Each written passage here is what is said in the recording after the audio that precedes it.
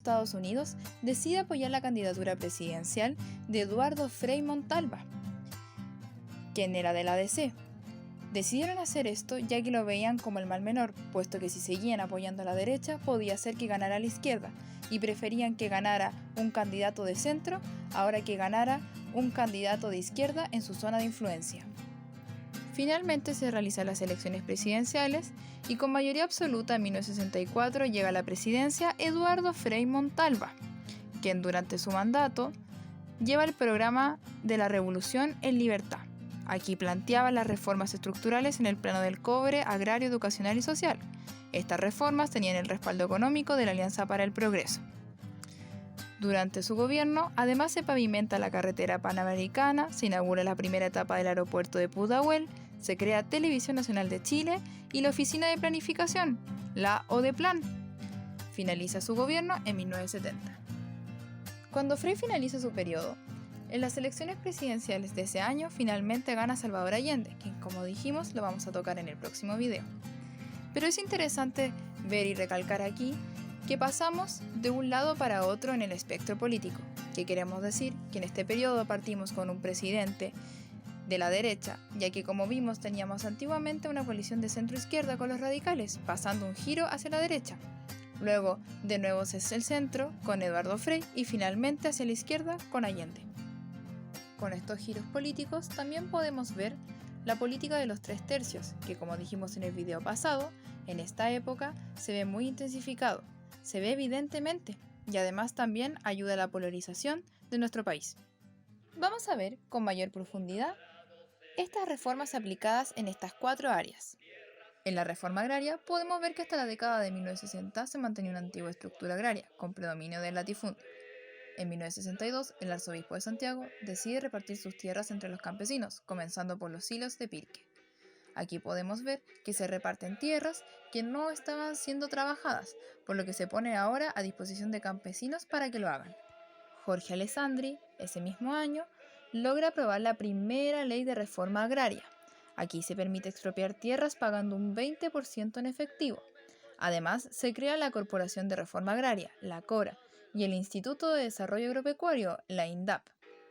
Con esta reforma se repartieron cerca de 835.118 hectáreas, beneficiando a cerca de 1.559 familias. Con esto se da inicio al proceso de la reforma agraria. Esta primera fase recibiría el nombre de la reforma de los maceteros.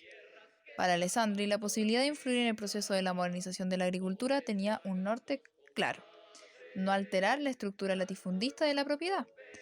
O sea, esto quería decir que no buscaba modificar la estructura de relaciones verticales que se daban en el campo. Por lo tanto, estas seguirían siendo paternalistas y autoritarias. Por lo tanto, su plan se enfocaba mucho más en modernizar las tierras y trabajarlas de mejor manera. Con las medidas tomadas en su gobierno, recibió varias críticas desde la oposición, además de una presión desde el campesinado para acelerar el proceso de la reforma agraria.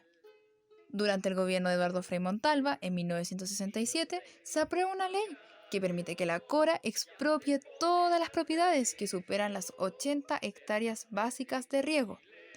Este llevaba el lema de la tierra para el que la trabaja. Expropió más de 3 millones de hectáreas, favoreciendo a cerca de 29.139 familias. Se crearon asentamientos o comunidades de campesinos agrícolas, en donde se daban asesorías técnicas y se asignaban tierras a los campesinos que cumplieran con las condiciones de la capacitación. Establece también que en 3 años se podrán expropiar todos los terrenos mal trabajados. Con este avance de la reforma agraria, también aparece la crítica desde la derecha y desde los terratenientes. Por otra parte, también la presión que ejercen los campesinos se ve aumentada en esta época, ya que exigen acelerar la reforma agraria. Ese mismo año se aprueba la Ley de Sindicalización Campesina. Durante el gobierno de Salvador Allende, se utilizan mecanismos legales aumentando la expropiación de tierras, que fue acompañada de la toma de terreno de parte de campesinos para acelerar esta. Todo este gobierno buscó profundizar la reforma agraria, estableciendo 40 hectáreas de riego básico.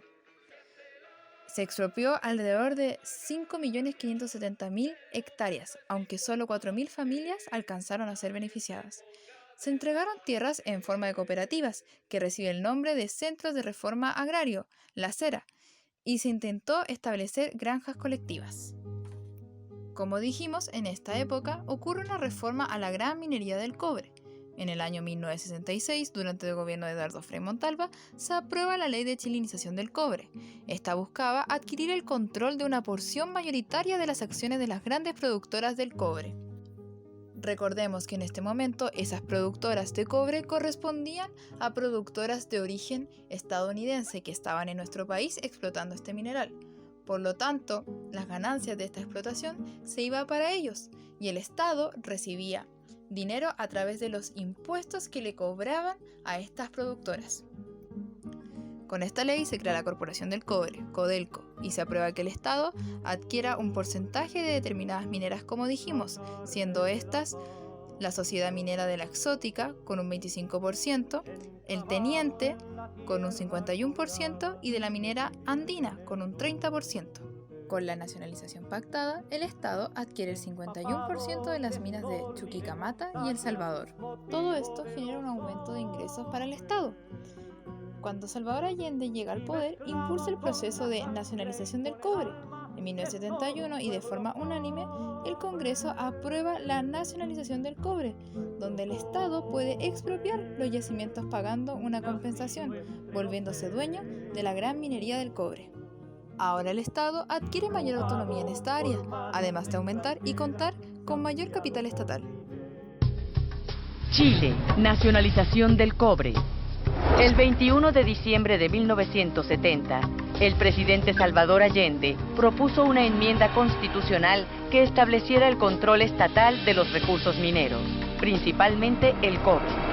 Con esta medida, Allende buscaba que Chile alcanzara la independencia económica del país a través de su principal recurso, el cobre, que el líder socialista llamaba el sueldo de Chile.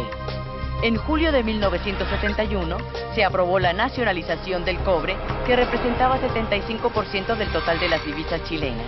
Se trataba de recuperar los recursos que habían sido saqueados por las transnacionales extranjeras, principalmente estadounidenses. A partir de la nacionalización de la industria minera, se registró un aumento sostenido de la producción de cobre, que subió de 650.000 toneladas en 1970 a 735.000 toneladas en 1973. En las reformas sociales se busca la promoción popular. Este parte con el gobierno de Eduardo Frei Montalva y lo continúa Salvador Allende. Cuando hablamos de promoción popular, nos referimos a un proceso de fomentar e incentivar a la institucionalización de diversas organizaciones populares en todos los niveles de la sociedad, tales como juntas de vecinos, clubes deportivos, centro de madres, centro de formación de líderes, etc.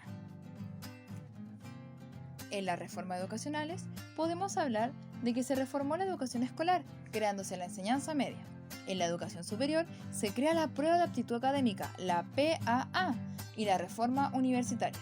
Durante el gobierno de la Unidad Popular nace la Escuela Nacional Unificada, la ENU.